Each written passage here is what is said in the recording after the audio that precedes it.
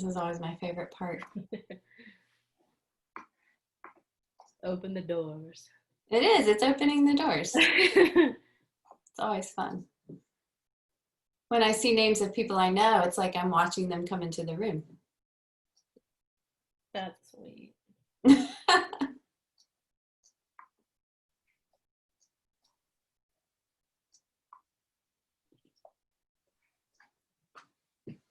Hey, what's the weather like? The weather in Dallas, Texas is it's kind of rainy, but now it's getting warm again, so humid. Nice. What about DC, Elizabeth? Today was really lovely. It was like 55 degrees when I woke up, which was shocking. Yep. Since it's usually kind of a swamp around here. And then in the afternoon, it was like in the upper 60s. Wow. Yeah. I don't think it's going to stay like that, but it was like a hopeful feeling of what is to come. Yeah. In the upcoming days. It's been very cold here today, and I fought really hard to not turn on my heat this morning. Just felt wrong. Like, come on, put on a fourth layer.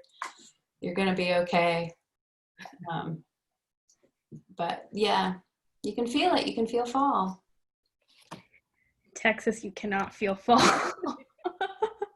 It's one thing I miss about Ohio, having seasons.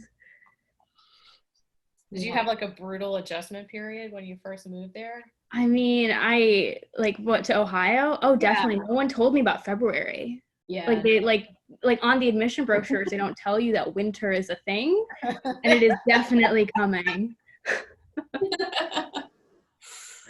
For those of you who have entered the room, we're just waiting for a few more people to join us. The chat is open. So if you want to say hi or anything like that, you are welcome to. And I will give you more directions in a few minutes. But right now you're just watching us talk. Well, there's so many people here from like different phases of my life. Yeah. Kind of exciting. Are you seeing the chat? I'm looking at the list of attendees. But I'm going to turn on the chat now. Oh.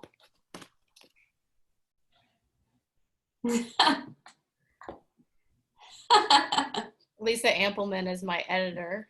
Hat off to her. Yeah. Also a good friend of mine. Hi, Kirsten. Hi, Jane. Jane is my mother-in-law. Jordy. Event. Really love the person who said winter in Gambier is an event. Yep. Feel seen. The 2 years that I lived in Gambier, there was like an insane amount of snow for some reason. I went to college at Oberlin, so I thought I was prepared, but there's something about being up on that ridge. It's like a whole different situation. And yeah, it was a scary time to like have a car for the first time.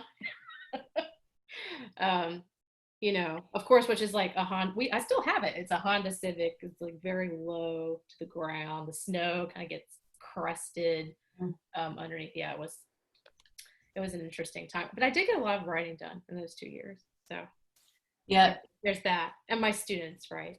Yeah. Fabulous. Oh, Greg, be safe in LA.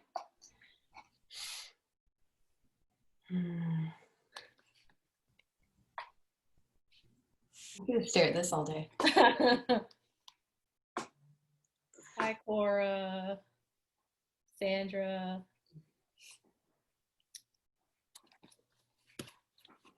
Okay, well, I'm going to begin because I have a few things to say before we get to Elizabeth, and I don't want to miss any of it. Let me pull up my script so I look super with it for you all. Here we go. Okay. Hi, my name is Elizabeth Dark. I'm the Associate Director of Programs for the Kenyon Review, and I'm happy to welcome you to the first of many events in this year's Kenyon Review reading series. We are thrilled to start this year with a reading from former Kenyon Review Fellow Elizabeth Lindsey Rogers. and we are happy to be celebrating with her the publication of her newest book of poems, The Tilt Torn Away from the Seasons. Before we begin, I want to point you toward our reading series page and our website, show you where you can purchase Elizabeth's books, and then I will talk about a new experience we've created for the Kenyon College community for this academic year. So let me share my screen for a moment. This is always the challenge for me. Gotta find the thing I want to share with you first. Here we go. All right, it's gonna be more Elizabeth first. There we go. So this is the Kenyon Review webpage, and you can find all kinds of wonderful things here. I strongly recommend you visit it often. But if you go to events and then the reading series, you will find a regularly updated list of the events that we have planned for this fall. Obviously right now we are at Elizabeth's event. In October we have Rebecca McClanahan Elizabeth, I think the screen is a little messed up. Oh, what's happening? It's like a strip in the middle. Yeah, we can only see a strip. I wasn't sure if it was just me. Maybe Thank reshare. you. Yeah, thanks. I will. I'm going to do it one more time. If it doesn't work, I can just say it all to you. Thanks, A. No problem. How about now? Like half the screen? It's only half. I don't know why. Well, tell you what I'm going to do. I will put the links in the chat feature, but that's going to take you to the Kenyon Review Reading Series calendar. And then I'm also going to put in the chat feature a link to our bookshop where you can buy Elizabeth's books as well as books from other people that are going to be part of our reading series. It also has books from people who were part of our reading series last spring, so please visit it. This year, in response to recent events pointing to our fragile state and our nation's unrest, Kenyon College is hosting programming throughout the year around the theme, Learn, Unlearn, Relearn, in recognition of our need to slow down and think about how we think, why we think that way, and what might need to change in our thinking. The Kenyon Review's contribution to this programming is what we are calling In My Time, a narrative space. And our hope is to invite everyone in the Kenyon community to places and spaces where you can explore other people's narratives as well as your own as we're going through this year together. And you'll get an email about this tomorrow that will kind of lay out what exactly all of that is. So please look for that in your inbox. But right now I'd like to introduce A, or ask A to introduce herself, and then I will introduce Elizabeth. Well, hi. Thank you everyone for joining us. I'm A. Sheikh. I'm a current senior at Kenyon College, an English major, and I have the great privilege of being Elizabeth's intern as part of the reading series team at the Kenyon Review. But yeah, really excited to be here.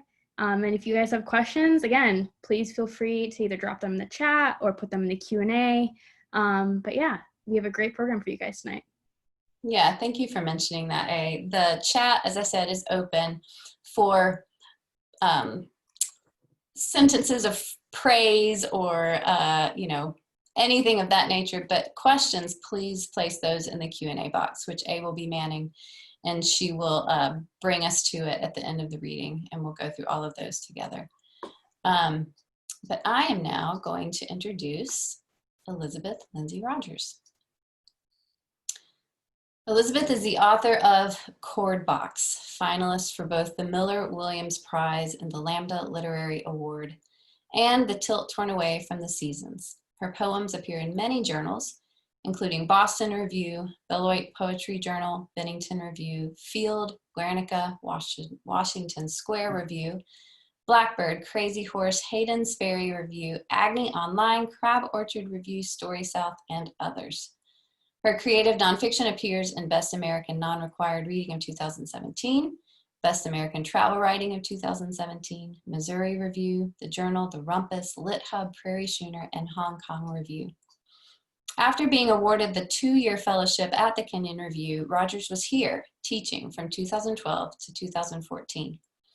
She has also taught at Cornell University, Tulane University, the Bard Early College, New Orleans, and George Mason University, as well as in community settings. Most recently, Rogers was the Murphy Visiting Fellow in English Creative Writing at Hendrix College from 2016 to 2019, where she taught creative writing and mentored students in the Murphy Scholars Program. She is a contributing editor at the Kenyon Review and a volunteer for the Veterans Writing Project. She lives in Washington, D.C. with her wife and baby. Please join me in welcoming Elizabeth Lindsey Rogers.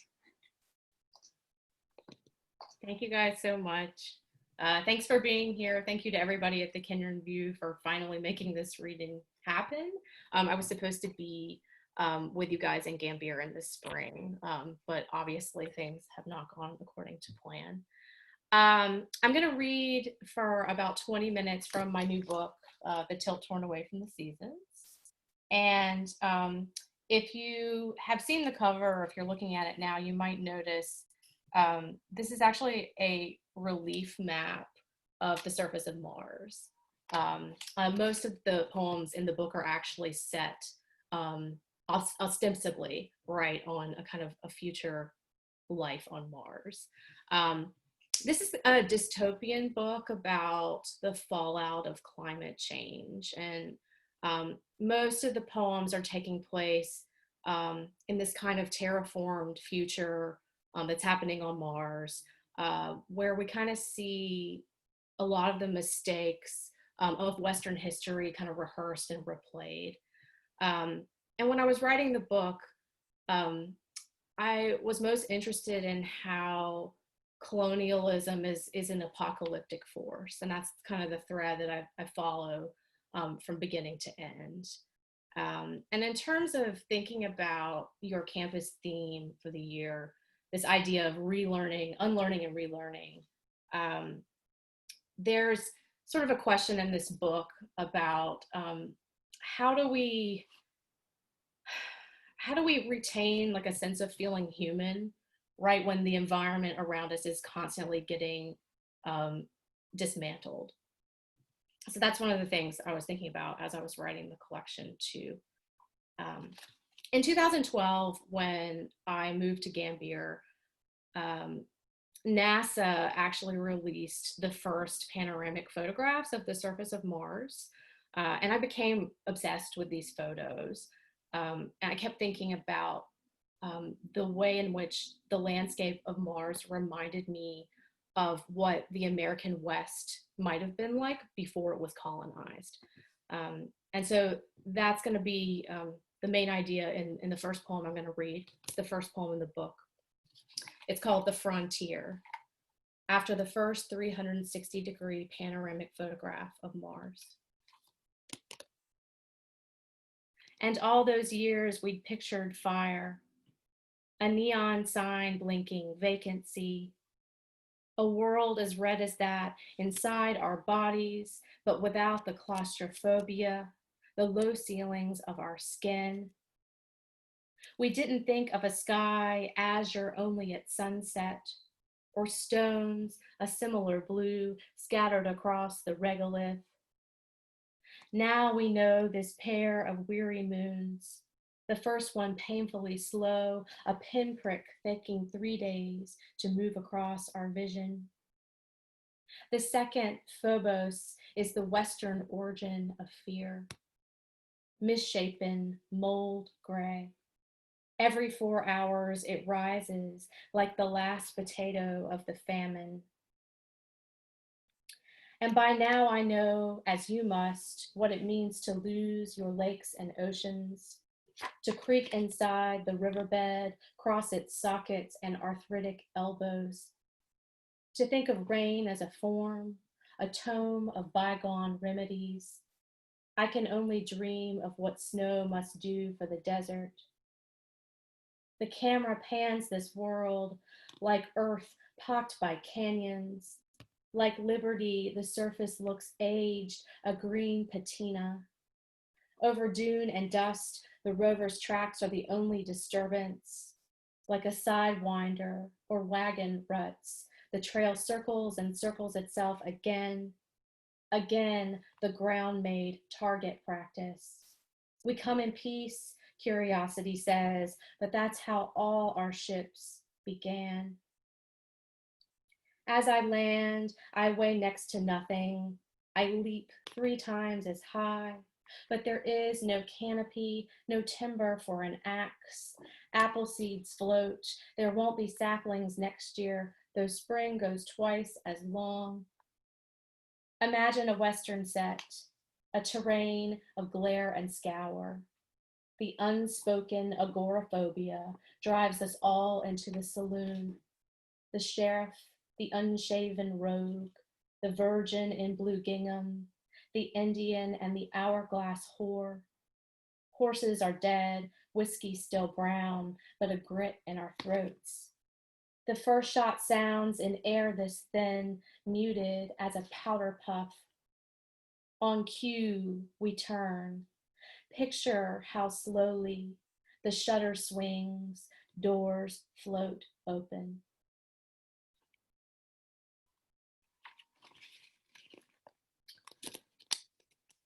This next poem is in a question and answer format. It's supposed to mimic an application form.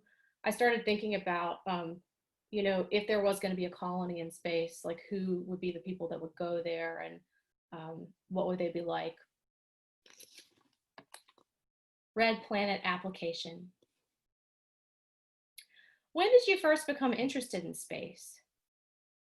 As a baby inside bathwater, soap skidding across the surface, prisms burst, their remnants taking the form of oil.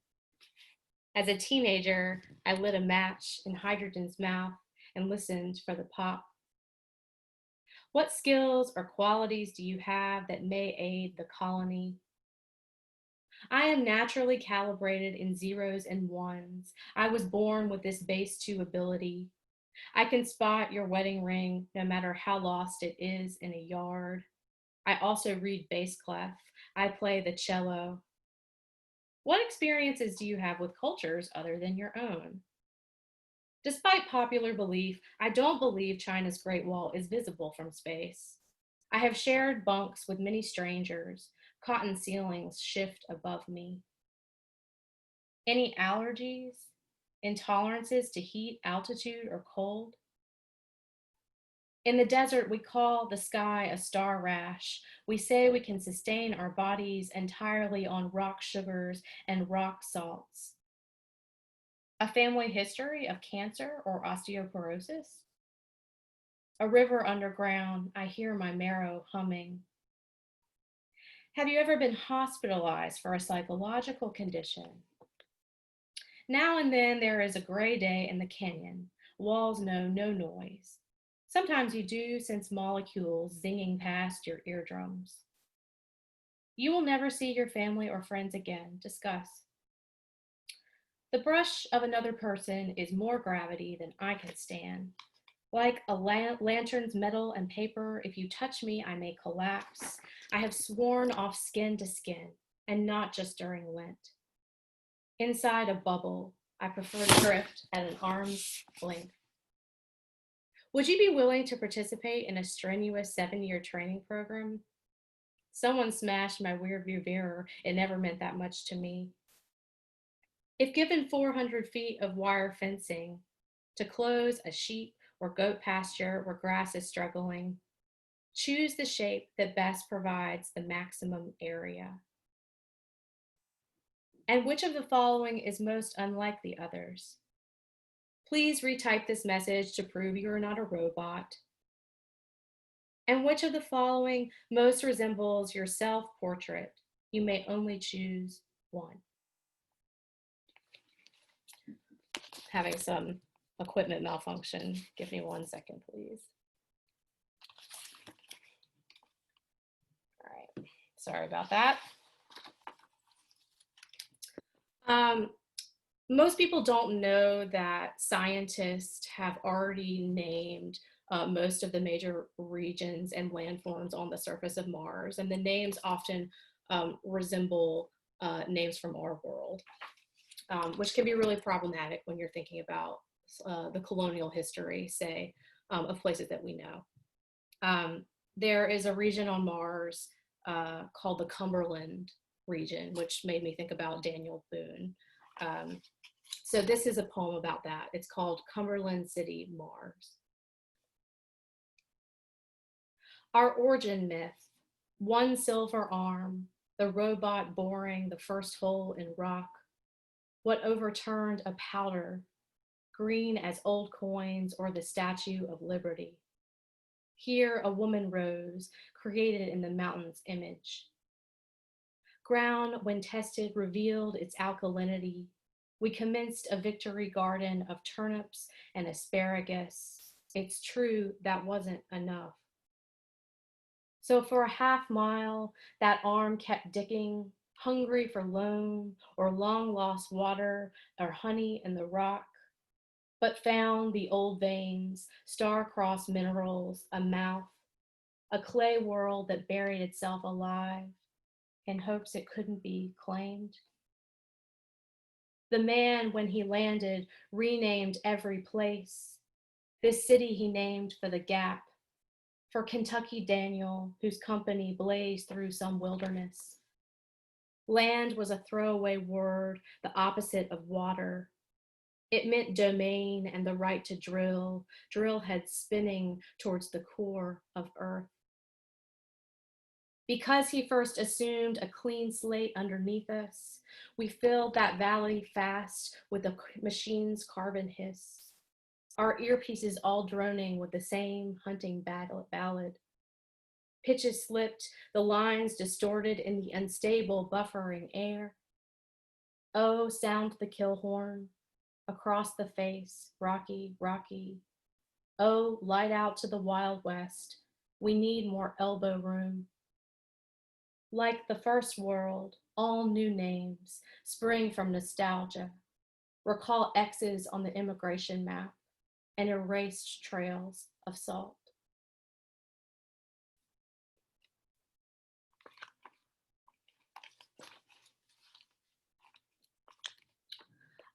When I was teaching at Kenyon, I taught a first-year seminar in the English department, and one of the novels that we read in the class was Lolita. And I started thinking about, there's in the second half of Lolita, there's this big road trip right across the American West. And I was working on this book, and I started thinking, if Lolita were suddenly one of these people on Mars, like what would she say and what would she do? So this is the poem for her. It's called Lolita's Rover Ballad. So this dune buggy trip leaves me all rotten inside. I'm sick of learning landforms, dried up lake beds, sore in their salts, all my wants under haze and burned up rubber. Between winks of sleep, I see canyons in split pastels, my half-eaten jawbreakers. Pink clouds drifting above, bored as a flock of sheep. I've recounted my bottle caps, pressed my lips to glossy magazines. I taught myself how to peel bananas with my feet. So what? It's a free country, I think. But all time is stuck. I'm 12 now and forever. I turn and turn and turn, but there's nowhere else to go. Oh wow, more desert. Motels crop up like mushrooms, then poof. Long-legged neon signs erase themselves behind the ugly dust devils. Dress me up as another Dorothy. Braids, I guess, and dirty blue gingham. Trade my bleep again for something made of candy. A frontier ought to be exciting things. Cities made of windows, secret red rock caves. Right now, I want more records to get myself a dog. Own a hothouse where the sugarcane sways like a bunch of girls dancing to the radio.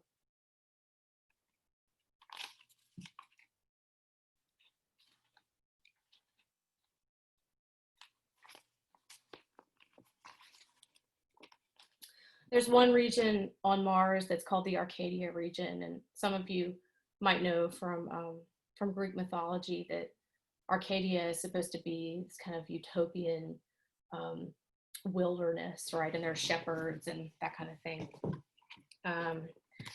So So this is a poem that references that, and it's also kind of a poem about the suffering of women, and the ways that, you know, when someone tries to take control over a piece of land, often the bodies of the people in that place also become sort of controlled by the same force. So it's making a kind of a parallel between those two things. Arcadia, Mars. To console myself, I wander, wing to wing in the orangery, slip between twisted limbs, olive, silver, and green. The air here whisks so convincingly, I can't believe there's a rock partition keeping me safe from the pinked out sky. In Gethsemane, that ancient other world, they say the Virgin Mary is also buried in a silver grove. They say any rock is agony. They say her grief was deeper than those roots, the oldest known on earth. Our own carbon dates us. If I could cut myself open, you'd see rings lapping more rings. My mother crying for her mother in the same way her mother wept for hers. You'd see the silvery orbit where each life dissolved. But for now, I remain human. I am a nesting doll for griefs. Even in utopia, there is suffering. One sheep forced to walk the labyrinth, ensuring the grass regenerates. And my young daughter, her legs thin as reeds, chased and caught and pushed by the boys again, her layers stripped away. Not even the olive he wedged under her tongue could hold her, clot these cries. These shepherds, they think of nothing but what might wake this weak blue soil.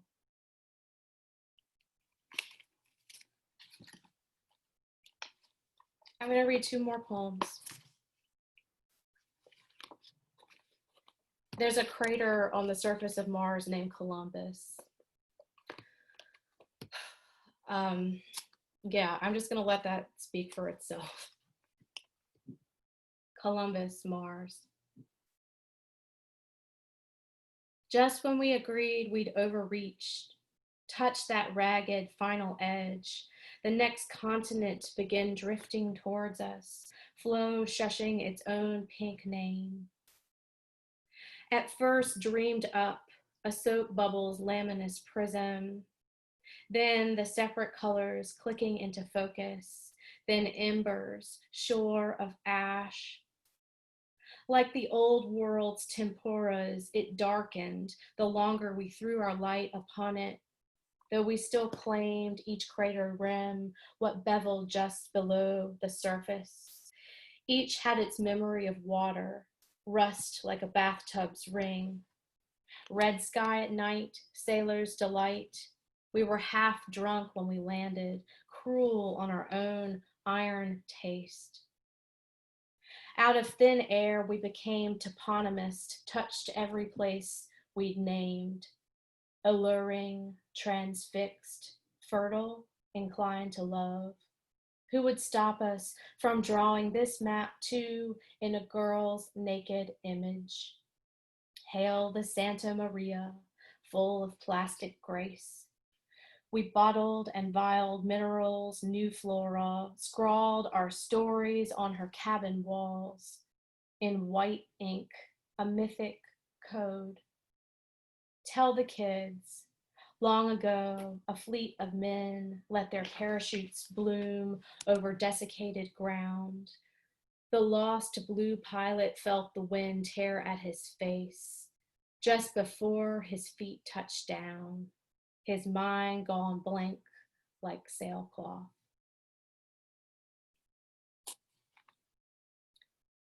I'm going to read the last poem in the book. It's a kind of prayer for climate change, among other things. Agnus Dei, Mars. Less than a light year ahead, this atmosphere swirls and thickens towards equilibrium. The first conifers pricking the air, dawn a blue yonder, the robin's egg. This world that would not move, This world that once looked plain and red as sealing wax covers its face with grass, with a noise like breath blown in a bottle. Despite the warnings, I'll step out, unhindered by tank or mask. Become too winded for words or even listening. I'll wander through white blooms of greasewood, collapse at the mountain's foot. Our drifting, they say, is genetic in nature, a destiny hardwired in ourselves or the stars. But on earth, as the story goes, my kin called out for mercy, sheep down to skin and bone. Their planet had grown too warm without passion. Everyone had to make a choice. We live now without animals, don't know how or what to confess. We only know one prayer. Make this soul a clear high note. Make the dust devils weaken. Make my cells repair. Keep me from ultraviolet arrows. Let the air I hold be sweet. Once, in place of the canary, we sent out a trio of women. A 6-lung test, red flues open. The younger two crossed and lived, rushed back to tell the good news. And the old one, they call her a miracle. They say she went out singing. Thank you, guys.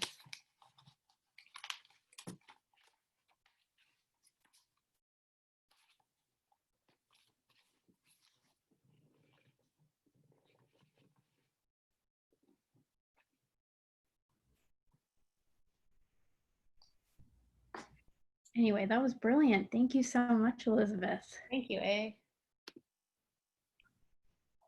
That was great. We're getting a lot of love in the chat right now, which is... Oh, that's good. I haven't been looking at it, but now I'm good.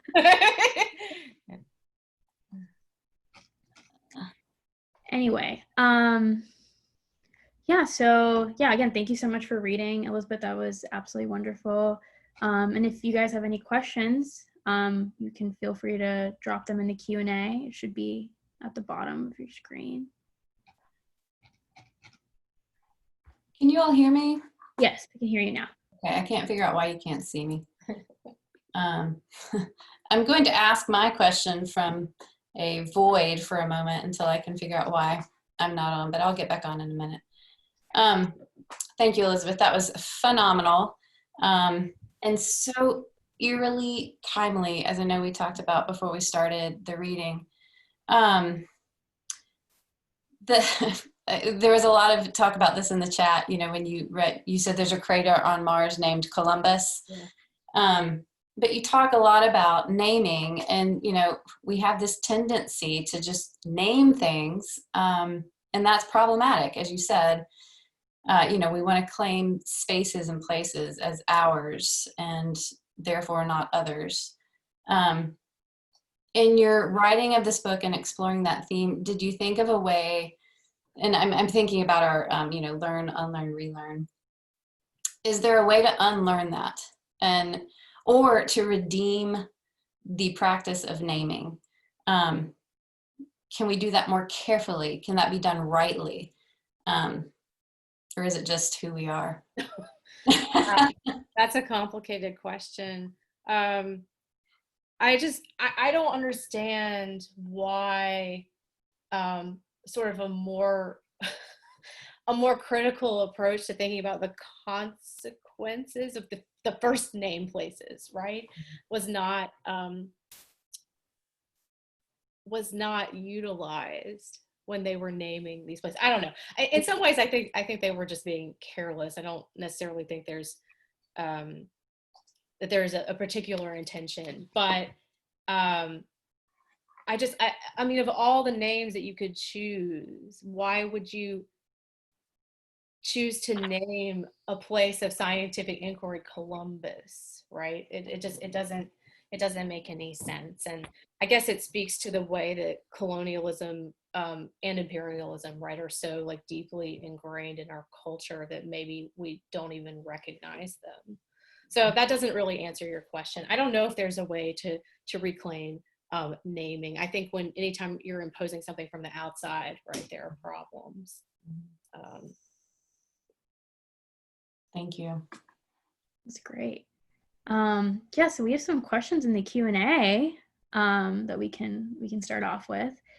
So the first one is by Jordi Alonso, and it's actually a question I also had as a poet because I have your book with me and I was looking at them on the page while you were reading. So your collection deals a lot with topography, and Jordi was wondering if the topography influenced the form of the poems. He mentions that there's a crowd of sonnets and then the other received forms in the book. Does cartography count as a form? Yes. In the book, form and content are almost always directly related. And when I say form, that includes the actual physical orientation of the poem on the page. When I read the first poem, The Frontier, actually when I wrote that poem, I needed the physical form of the poem to somehow encapsulate this bizarre experience of looking at a landscape that in some ways had some familiar touchstones, but for the most part was just utterly bizarre. And I also wanted to capture this feeling of being slightly disoriented. I didn't want to, just totally toss the reader like into the darkness, but I needed something that sort of got that sense of disorientation.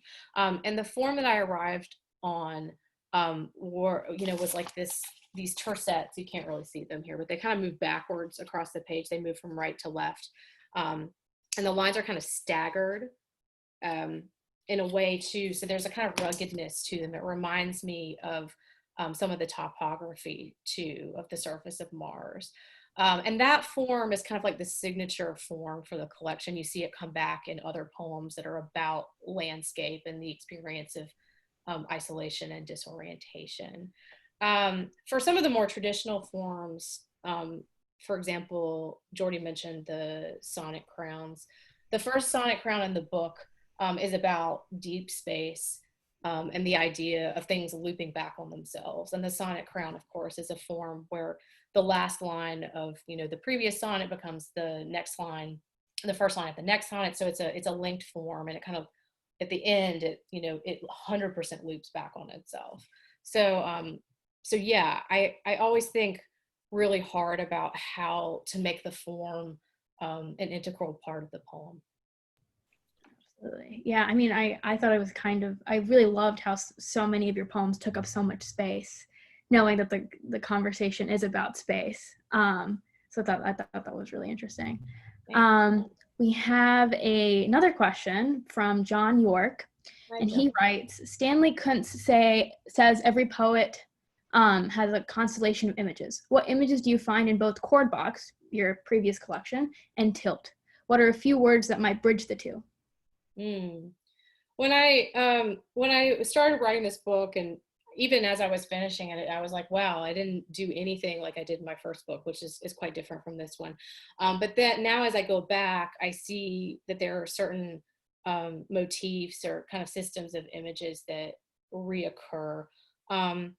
There's a lot of things compared to parts of the body, and a lot of things compared to sounds from music, right? So you see lots of images about from wind instruments, from the idea of tonality, right, in music that pervades in both collections. Chord Box is a book that's more directly about music, but there are a lot of sound images even in these poems about Mars. I think of like all my imagery modes. I think sound is like my primary one. And then in both books, right, the primary thing that I'm talking about, in this case, Mars and the topography, and the other book, it's musical instruments. Those things are often compared to parts of the body as well. So connecting the human body with whatever object is being described. So that's one thing that I notice happening, but that's pretty accidental. It's just like one of those things that you become obsessed with and you don't really realize you're doing it. Absolutely. Yeah. I mean, I really do think that's interesting. Like your poems do have a sonic quality to them. Then again, is reflected on the page, which is, I mean, a wonderful experience as a reader and both as a listener. We have another question from Ira Sukrungrong. He thanks you for your reading, and his question is, I love colonialism as an apocalyptic force. My brain is circulating around the line, especially with the poems Columbus, Mars, and your last poem, especially when the we is invoked, this collective experience. How do you, as a poet, move between collective and individual speaker of the poem? Oh, wow, that's an interesting question. Yeah. So it's interesting. In my first book, as I think a lot of people's first books are, my first book was quite autobiographical in the sense that most of the time the I, right, as in the pronoun in the poems, the speaker of the poems, right, was me, or it was some version of me. Obviously, if you're writing a book about the not so distant future, most of the poems are not going to be in my voice. So in a way, I often describe the collection as being a collection of persona poems. And, for some of those persona poems, I imagined a specific person like Lolita. For other poems, I would think about, this is maybe the voice of someone who has been subjugated to certain, other powers. This is maybe the voice of one of the perpetrators. But I didn't assign specific narratives to those people. And I kind of, I stayed in the lyric mode in the sense that I resisted a very specific narrative around most of the speakers of the poem.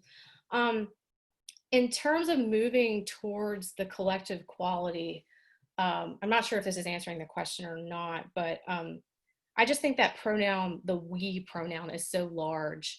And it's dangerous, I think, in a way, because like, who does the we include? And that's like a question that people have asked me. Is the we mostly, the colonizing force, the sort of the perpetrators? Is it, the people who have been colonized? Is it both? I think it kind of moves back and forth between, people with different amounts of power. But I also think we is very expansive and more inviting for a poem. There's something sometimes about the I that feels very narrow.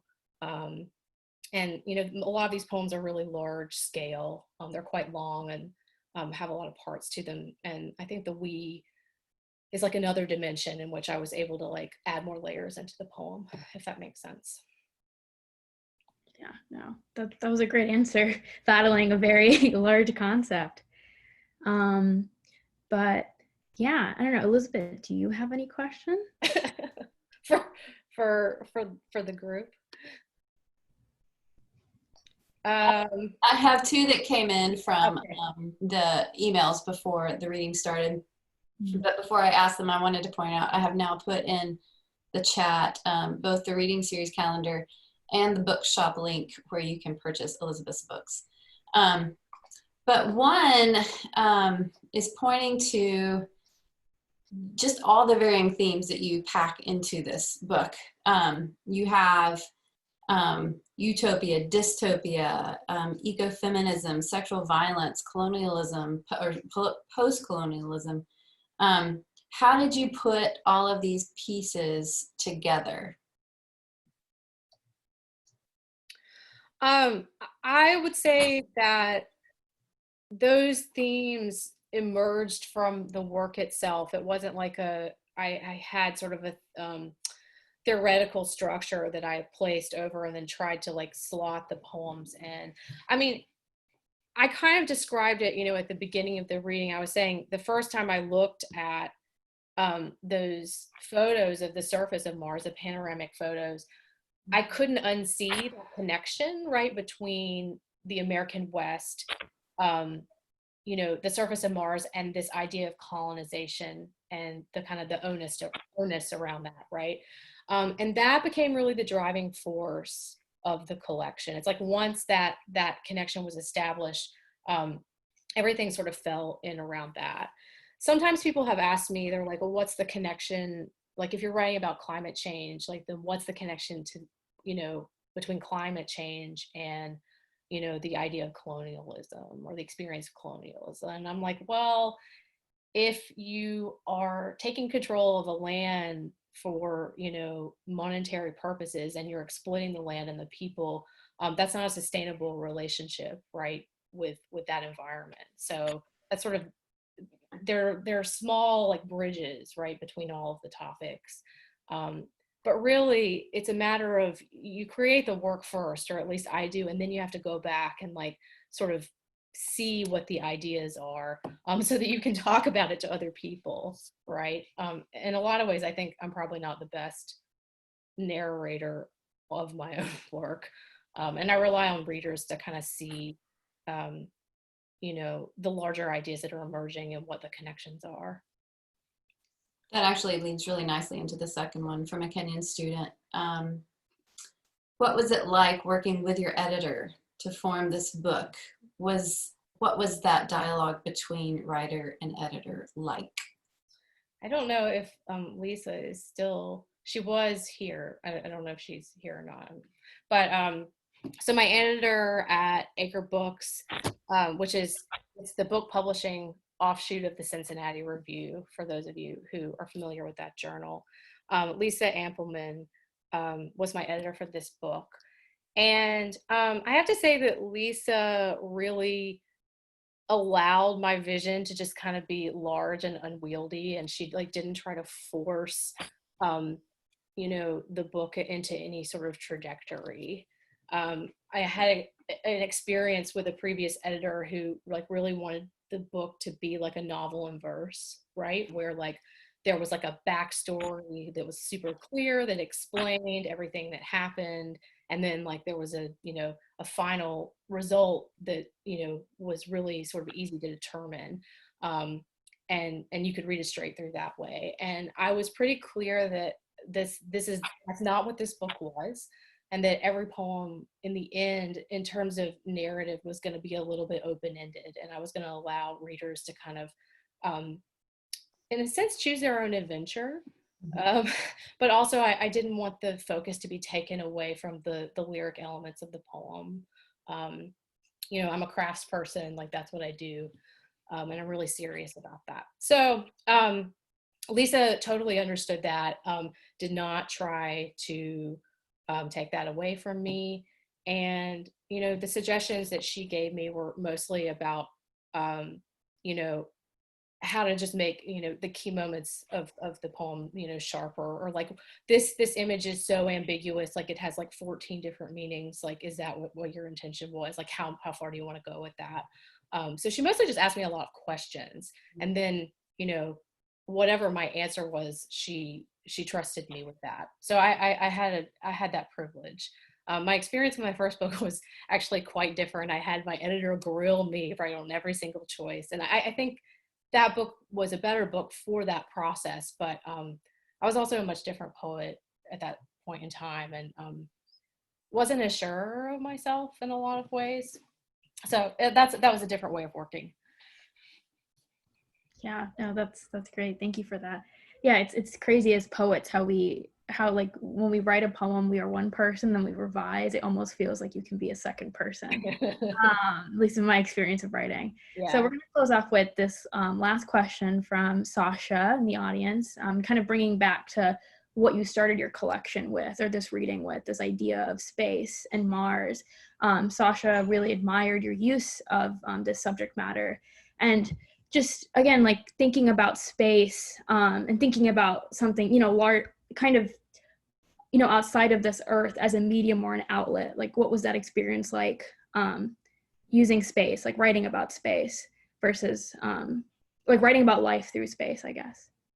I sort of go back and forth. Like, on the one hand, I think maybe it was really escapist for me to write this book, right? Because like, why am I not writing about, something very real in our world, like a specific situation in which all of these same themes occur? But the other thing though about sort of projecting into a place that's kind of unknown is that you get to unpack whatever you want to unpack. You know, you get to be the person who raises the issues, and you don't have sort of the weight of everybody else telling you how it has to be. So there was a great sort of freedom in writing this way. You know, I mentioned earlier my first book had a lot of autobiographical elements. There was a lot of discussion about trauma, right, from my previous parts of my life. And when I got done with that book, I needed to do something different. And so writing, you know, ostensibly poems that were mostly persona really gave me the freedom to kind of explore the things I was interested in without the entrappings, right, of the self, for example. So, I mean, what is more open-ended than space, really? Yeah. Absolutely. All right, it's like a dad joke, but you know what I'm saying. Totally understand. Elizabeth, thank you so much. This has been phenomenal. This is a great way to launch us into the year. And yeah, thank you for giving. Thank you so much for having me. And I really wish I could be in Ohio with all of you, maybe one day in the future. But you know, Kenyon was a very special time in my life, and the people there are special. So yeah. And I want to thank the audience too, some of whom are here in Gambier, and you know, probably the majority are scattered about. So thank you all for joining us tonight as well. Be safe, and remember to take a look at our webpage. Remember to buy Elizabeth's books, and we hope you have a wonderful night. good night, you guys. Good night, everybody.